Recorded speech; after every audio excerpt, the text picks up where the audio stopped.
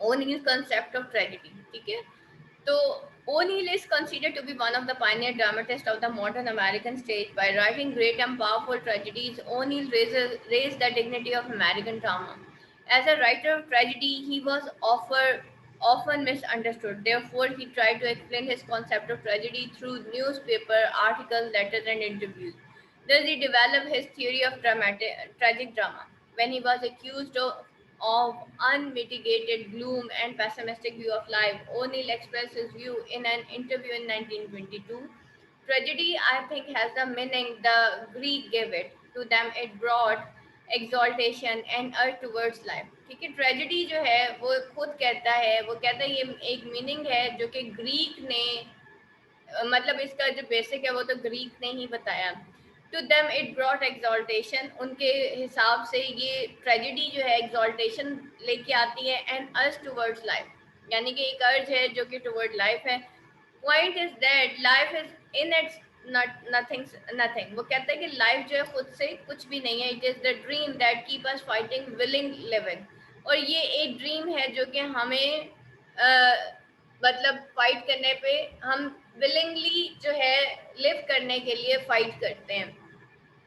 O'Neill believed that tragedy has an ennobling influence on human life. He stated that tragic alone has that significant beauty which is truth.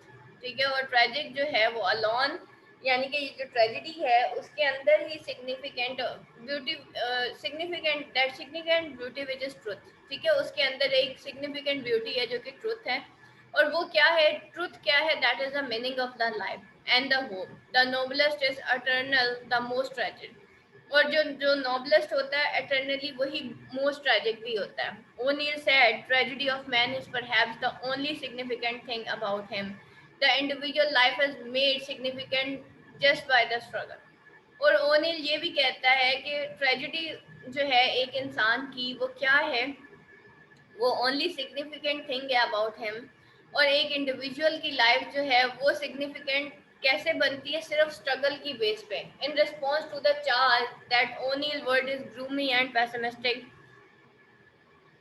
he replied that tragedy does not depress human beings. It is not devoid of happiness. A work of art is always happy. O'Neill believed that tragic theme is the only subject worth writing about. Most of Greek and Elizabethan dramas wrote soul-stirring tragedies. O'Neill accepts that in tragic view, he follows the models of great Greek dramatists. Among the chief characteristics of O'Neill tragedy is the technique of psychoanalysis, masking, symbolism and overpowering role of fate. ठीक है, अब chief characteristics क्या है O'Neill की tragedy के, वो क्या है, वो एक टेक्निक है साइको एनालिसिस की, मास्किंग की, सिंबलिज्म की और overpowering role of fate. ठीक है, जो तकदीर है, फेट जो है ओवर पावर कर जाती है, उसका एक रोल दिखाता है. In most of the O'Neill dramas there is an eternal conflict with those parts which are beyond man's control. जैसे यहाँ पे ग्रीक्स जो हैं वो ओवर पावरिंग दिखाते हैं अपने ड्रामास के अंदर. सेम ओ नील भी इसी तरीके से अपने ड्रामास के अंदर एक एटर्नल कन्फ्लिक्ट शो करता है विद दोज पार्ट्स, उन पार्ट्स के साथ which are beyond human control, जो कि ह्यूमन कंट्रोल के से बियॉन्ड है. देखिए, जो ग्रीक प्लेस थे ना वो सारे फैटलिस्टिक प्लेस थे. ठीक है, और man is presented in relation with God. His lack of faith in some super power and his too much materialism and inner emptiness is the cause of his tragic faith. और उसकी जो है वो बहुत ज़्यादा उसका लैक ऑफ फेथ होता है उसकी कुछ सुप्रीम पावर पे, और उसकी टू मच मटेरियलिज्म जो होती है और उसके इनर एम्प्टीनेस जो होती है वो एक्चुअली कॉज बनती है एक इंसान के ट्रेजिक फेट का. इंसान क्यों बुरा होता है, वो उस वक्त बुरा होता है जब वो कहते हैं ना कि नेकी का पता चल जाने से कोई भी नेक नहीं होता. जो जवाबदेही का तस्वुर होता है वो इंसान को नेक बनाता है. ठीक है, कि हमारा कल एक एग्ज़ाम होना है, हमने पेपर देना है, तो या मैम में इंग्लिश की तैयारी करेंगे ना, क्योंकि हमारे दिमाग के अंदर बैठा हुआ है कि मैंने पेपर देना और मैंने उसको बहुत अच्छे नंबरों से पास करना है. इसी तरीके से जो नेकी होती है ना, वो भी, नेकी का तसव्वुर भी बिल्कुल ऐसे ही है। कोई इंसान उस वक्त तक नेक नहीं हो सकता जब तक कि उसके अंदर ये चीज़ ना बैठ जाए कि मैंने कल को जाके अल्लाह ताला के सामने हाजिर होना है और उसको जाके जवाब देना है, और ये कि अल्लाह मुझे देख रहा है, वो तो मुझे अकेले में भी देखता है जब मुझे कोई नहीं देखता। ठीक है, तो मेरा कोई एक्शन जो है उससे छुपा हुआ नहीं है। Same is the case. अब यहाँ पे ये जो लैक ऑफ फेथ था, कहने को ये सारे प्योरिटन्स थे, लेकिन इनके अंदर एक लैक ऑफ फेथ दिखाया गया, और फिर इनके अंदर टू मच मटेरियलिज्म दिखाई गई, इनर एम्प्टीनेस दिखाई गई, जो कि उनकी ट्रेजिक फेट का बायस बनता है। जैसे ही उनका कनेक्शन गॉड से दूर होता तो फाइनली जो है वो इंसान का जो है डाउनफॉल होता है। Another example of determinism in O'Neill's tragedies is the influence of death upon the living. The tragic fate of the man in morning becomes lecture was everyone born in the family। ठीक है, एक और जो determinism थी इसकी tragedies की, वो क्या था कि death upon the living, tragic fate जो है वो मैनन की मॉर्निंग बिकम्स इलेक्ट्रा, वो everyone born in the family turn to his father और मदर एज फादर और mother has turn into their fathers and mother. हर इंसान जो है वो अपने माँ और बाप जैसा बन जाता है at the end. This is to say that an endless change of biological doom stretches over the family। ऐसे लग रहा था कि एक endless chain है जो कि biological doom, इन लोगों की जो किस्मत में ही पूरी फैमिली के, उनको जो है वो स्ट्रेच ओवर कर रही थी फैमिली को टुवर्ड्स द एक ट्रेजिडी की तरफ। It is also concluded in Strange Interlude by Nina the same way sons are always their fathers, they pass through the mother to become their father again. वो कहता है कि sons जो है हमेशा आर ऑलवेज देयर फादर्स, हमेशा उनके fathers होते हैं, और वो जो है माँ के जरिए जो है वो अगेन फादर बन जाते हैं। The force that cause sorrow to the female characters are man. ठीक है, और वो फोर्सेस जो कि सॉरो देती हैं फीमेल कैरेक्टर्स को, वो कौन थी यहाँ पे, वो थे man in the form of sons, husband, or lover। It is also a fact that O'Neill prostitutes are philosophical words presented in the romantic tradition। ठीक है, उसकी जो prostitutes थी वो philosophical words थी जो कि romantic tradition में show की जाती थी। They not only provide sexual satisfaction but also the sense of tranquility। What is interesting What is interesting is the startling contrast, men versus women, black versus white, bottom dog versus top dog, judge versus civilization. This also proves that even colors determine the attitude of O'Neill's character। S.K. Winter remarks O'Neill has made his character the victim of circumstances over which they have no control। ठीक है, उसके जो characters थे वो ऐसे circumstances का victim बन जाते हैं, शिकार हो जाते हैं, ऐसे हालात का शिकार हो जाते हैं जो कि जिन पे उनका अपना कंट्रोल नहीं होता। They move in a world of dark and sinister force, एक डार्क और सिनिस्टर फोर्स में वो मूव कर जाते हैं, which govern the destinies of man and women, helpless and important before the working of these unpredictable part, जो कि helpless होते हैं, इम्पॉर्टेंट होते हैं before the working of these unpredictable parts, इन अनप्रिडिक्टेबल पार्ट्स की वर्किंग के सामने वो बिल्कुल ही हेल्पलेस और इम्पॉर्टेंट हो जाते हैं। This does not mean that his characters are weakling whose lives are pathetic but not tragic। और इसका मतलब ये भी नहीं था कि उसके जो कैरेक्टर्स थे वो इतने वीक थे कि जिनकी लाइफ जो है पैथेटिक थी but not tragic। Just the reverse is true। O'Neill characters are haunted by their sins, mistakes, wrongdoings, betrayals। ठीक है, ओनील के जो कैरेक्टर्स हैं वो जो है डूम के हाथों नहीं बल्कि अपने सिंस, मिस्टेक्स, रॉन्ग डूइंग्स और बिट्रेयल्स के हाथों जो है वो हॉन्ट होते हैं। This sense of guilt forges a change link by link that blinds them forever to the terrible things they have done or equally terrible what they have not done। अब ये जो सेंस ऑफ गिल्ट है वो एक chain बनाती है, link by link बनाती है, और उनको बाइंड कर देती है हमेशा के लिए टेरिबल थिंग्स के साथ, जो कि या तो उन्होंने की हुई होती हैं और equally terrible what they have not done, और उतनी ही टेरिबल जो कि उन्होंने नहीं भी की होती। In the most of his tragedies, O'Neill throws light on the basic fundamental emotions and passions of man. और most of the tragedies में जो ओनील जो है वो क्या बताता है, फंडामेंटल इमोशंस और पैशंस ऑफ मैन के बारे में बताता है. दो he was very severe critic of society, he does not give much importance to political and social moments, which touch the real problem of mankind only superficially. It is in this manner that his tragedies are very much like the Greek tragedies dealing with the fundamental emotions of the man. और ये क्या है, it is in this manner कि ये जो tragedies हैं वो कैसी हैं, वो ग्रीक ट्रेजिडीज़ की तरह हैं जो डील करती हैं फंडामेंटल इमोशंस ऑफ मैन को. According to him, life is struggle, often if not usually it an unsuccessful struggle. और उसके हिसाब से क्या है, लाइफ जो है वो एक स्ट्रगल का नाम है. Usually it is an unsuccessful, आम तौर पे ये एक अनसक्सेसफुल स्ट्रगल होती है. ठीक है, तो लाइफ जो है स्ट्रगल का नाम है, लेकिन ये अनसक्सेसफुल स्ट्रगल है. For most of us we have something within us which prevents us from in accomplishing what we dream and desire. और हमारे बहुत से लोगों के अंदर एक जो है कुछ ऐसा होता है जो कि हमें रोक रहा होता है फ्रॉम अकम्पलिशिंग, कि वो हम अकम्पलिश करें अपने गोल को, जो कि हम ड्रीम करते हैं या डिज़ायर करते हैं. यानी कि हमारे अंदर कोई ऐसी चीज़ होती है जो हमें रोक रही होती है कि हम अपने ड्रीम्स और डिज़ायर को अकम्पलिश नहीं कर सकते. And then we progress, we always see beyond our reach. और जब हम प्रोग्रेस करते हैं तो हम हमेशा अपनी रीच से बाहर देखते हैं. O'Neill thinks that on the whole there is a little change in life. He says, it seems to me that as far as we can judge, man is much the same creature.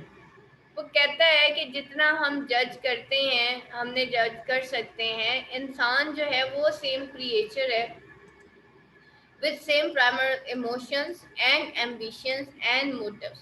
ठीक है, वो same primal emotion, primal यानी कि वो जो पुराने emotions थे, primitive time या प्राइमेटिविज्म क्या होती है, पुराने लोगों की जो बातें होती हैं, वो कहते हैं कि इंसान सेम है, चाहे वो पुराना है या नया है, दौरे हाजिर का है या फिर वो बहुत पुराने दौर का है, उसके वही इमोशंस होते हैं, वही एम्बिशंस होते हैं, वही मोटिव्स होते हैं, सेम पार्ट्स होती हैं, सेम वीकनेसेस होती हैं. As in the time when the Aryan race started towards Europe from slope of Himalayas.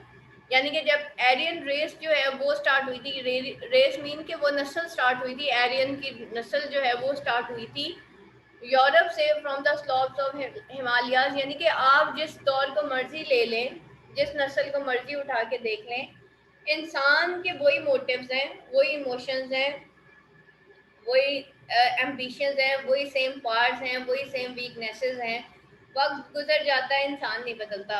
O'Neill took the job of dramatist seriously in this tragedies. He tries to probe into the secrets of man's personality, to find out hidden ugliness and conflict, which are marked under a bright covering. He wanted to show man in his nakedness as he really is, mean, ugly and selfish. ठीक है, वो show करना चाहता है man को, expose करना चाहता है कि वो किस तरह का है उसका, यानी कि वो अगली और सेल्फिश है.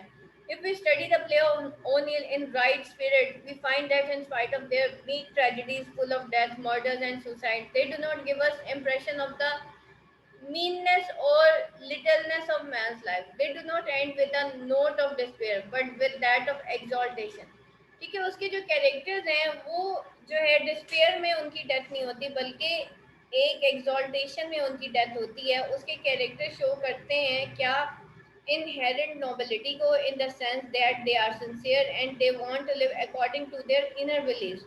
So they are not happy, sorry. Though O'Neill is not keen on happiness, yet he is keen on feeling of exaltation on life. इस वजह से ओनील जो है वो हैप्पीनेस जो है उसके बारे में बात नहीं करता, बल्कि वो फीलिंग ऑफ एक्सॉल्टेशन के बारे में बात करता है. कि देखें, लेविनिया के अंदर ये फीलिंग ऑफ एक्सॉल्टेशन थी कि वो प्योरिटन के तौर पे ही लाइफ गुजारना चाहती थी, और एट द एंड जब वो अपने आप को सेल्फ पनिश कर लेती है तो उसके अंदर एक फीलिंग ऑफ एक्सॉल्टेशन होती है इन लाइफ के भाई उसने जो किया वो बिल्कुल ठीक किया. In spite of his tragic vision of life, O'Neill gives us an impression of exaltation. Though his character meet a tragic end, we get a feeling that they had something worth fighting for, that is integrity of their personality. हर इंसान जो है अपनी integrity of personality के लिए लड़ रहा था and an intense desire to live their real self in the face of all types of opposite.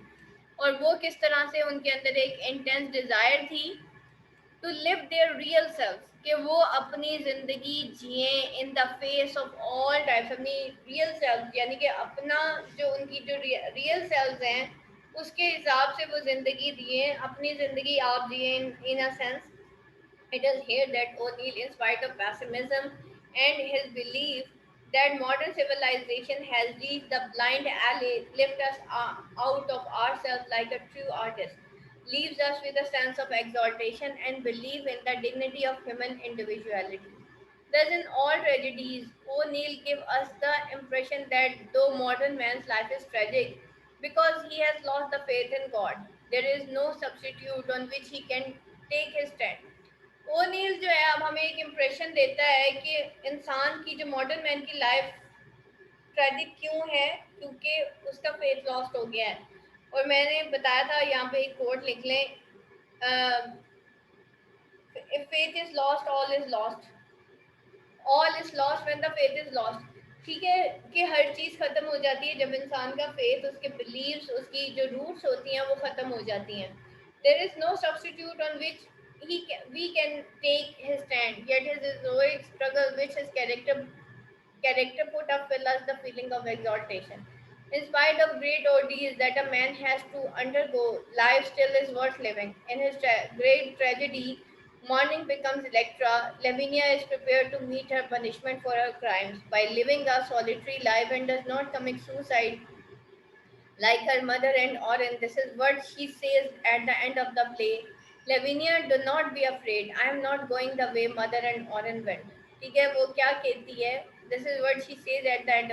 कि लेविनिया, अब तुम्हें डरने की जरूरत नहीं है. I am not going way mother and Orin went. मैं वो नहीं करूँगी जो मदर और ऑरेन ने किया. यानी कि वो ये कहती है कि अगर मदर और ऑरेन ने सुसाइड किया लेकिन वो नहीं करेगी, तो वो भी अपनी prepare to meet her punishment for her crimes, वो भी अब अपने आप को पनिश ही करने जा रही होती हैं. और वो किस तरह से अपने आप को पनिश करती है, एक सोलिटरी लाइफ के तौर पे, और वो सुसाइड नहीं करती like her mother and Oren. Though the characters in the play suffer actually, yet we always sympathize with them because their soul try to rise against the limitations imposed by their own weakness or by society. क्योंकि उनकी जो souls होती हैं वो उन limitations के against rise कर रही होती हैं. ठीक है, अब यहाँ पे क्या है, प्ले जो है वो सफ़र करता है और एक्यूटली. रीज़न क्या थी, but yet we always sympathise with them. हम क्यों उनके साथ सिंपथाइज करते हैं, क्योंकि इसके अंदर एक रोल दिखाया गया है, एक थीम दिखाई गई है, वो है इंडिविजुअल वर्सेस सोसाइटी. ठीक है, एक इंडिविजुअल जो है उसकी जो सोल है वो ट्राई करती है उन लिमिटेशंस को तोड़ने की, उन लिमिटेशंस के अगेंस्ट जाने की, impose by their own weakness, जो कि उनकी अपनी वीकनेस जो है इम्पोज कर देती है, और बाय सोसाइटी, या फिर वो सोसाइटी इम्पोज करती है लिमिटेशंस. या तो वो खुद अपने ऊपर इम्पोज करते हैं बीइंग अ प्यूरिटन, या वो प्यूरिटन सोसाइटी जो है वो उनके ऊपर इम्पोज करती है. All his character look beyond the horizon into greatness, और उसके तमाम जो कैरेक्टर्स हैं वो बियॉन्ड हॉरिजॉन हो जाते हैं इनटू द ग्रेटनेस. मतलब मतलब बड़ा जो है beyond the horizon into greatness, उसके जो कैरेक्टर्स हैं यानी कि वो एक ग्रेटनेस का एक नमूना जो है वो पेश करते हैं. अभी यहाँ पे देखें कि हमने यहाँ पे ओनील कॉन्सेप्ट पढ़ा. ओनील के बारे में एक क्वेश्चन आता है कि भाई वो जो है बहुत ज़्यादा पैसिमिस्टिक था, और उसके बारे में एक कॉन्सेप्शन आई थी कि भाई वो जो है बहुत ज़्यादा एक मतलब पैसिमिस्ट इतना ज़्यादा था वो. लेकिन ओनील ने कहा था कि इंसान जो है वो कंटिन्यू स्ट्रगल करता है, लेकिन उसके जो रास्ते में क्या चीज़ें आती हैं रोल ऑफ फेट और उसकी डिटर्मिनिज्म आती है। इंसान वो कहता है लाइफ कंटिन्यू, स्ट्रगल तो है लेकिन हम वो चीज़ें पा नहीं सकते। और उसकी रीज़न क्या होती है, कुछ ऐसी फोर्सेस होती हैं जो इन्वेड कर जाती हैं हमारी लाइफ में और हमें प्रिवेंट करती हैं कि हम अपनी डिज़ायर्स और एम्स को हासिल नहीं कर सकते।